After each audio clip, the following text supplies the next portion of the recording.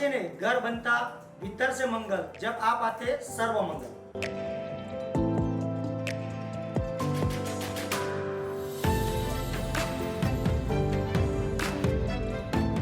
મારું નામ પટેલ મયુરકુમાર બાબુલાલ છે.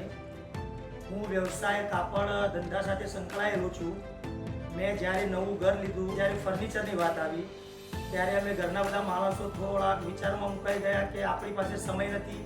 જે રીતે કાપડના ધંધામાં સંકળાયેલા હોય, લોકોની વાતો પરથી એવું લાગતું હતું ફર્નિચર કરવામાં ખૂબ મુશ્કેલીઓ પડે, ખૂબ ધક્કા ખાવા પડે, આમ તેમ સામાન લેવા જવું પડે. આ બધું કરતાં વિચારતા અમને 2-4 જણ એવી સલાહ આપી કે ભાઈ કોઈ તમારા ટંકીવાળો માણસ મળી જાય તો તમારું આ ઇન્ટિરિયર પ્લસ તમારું ફર્નિચર, કલરથી લઈને દરેક કામ ખૂબ જ સરળતાથી અને સારી રીતે કરી આપશે. એ પછી હું આવા 4-5 માણસની શોધમાં ફર્યો.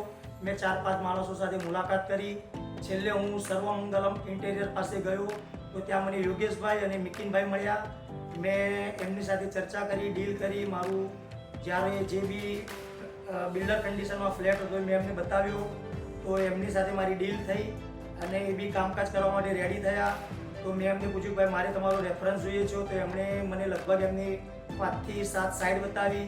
એ જોઈ તો એમાં મને ઘણો સંતોષ થયો. એમણે મને આખી લગભગ બધી ઇન્ટિરિયર ડિઝાઇન બતાવી. એમાં થોડા ઘણા સુધારા વધારા કરીને અમે છેલ્લે ફાઇનલ ડિઝાઇન પાસ કરી. એના પછી ધીરે કરીને એમણે કામ ચાલુ કર્યું.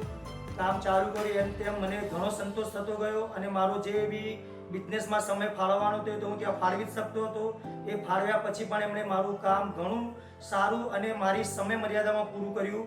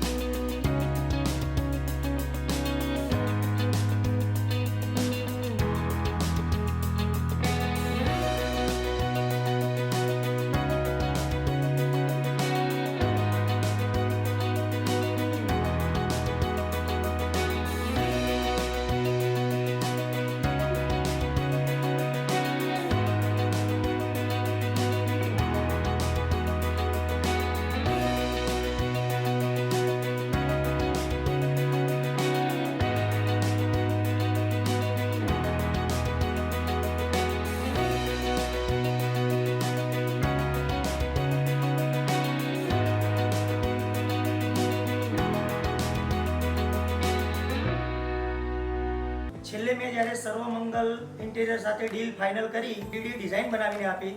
એ 3D ડિઝાઇનના હિસાબે એમણે મારું આખા ઘરનું ઇન્ટિરિયર પ્લસ દરેક વસ્તુ, કલર કામથી લઈને દરેક વસ્તુ ચોઇસ કરેલી હતી. એ જ હિસાબની એમાં 19-20નો પણ ફરક લાવ્યા વગર એમણે મારું કામ પૂરું કરી આપ્યું.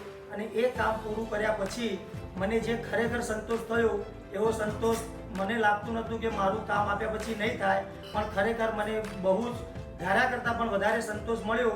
એ બદલ હું સર્વમંગલ ઇન્ટિરિયરનો ખૂબ આભારી છું.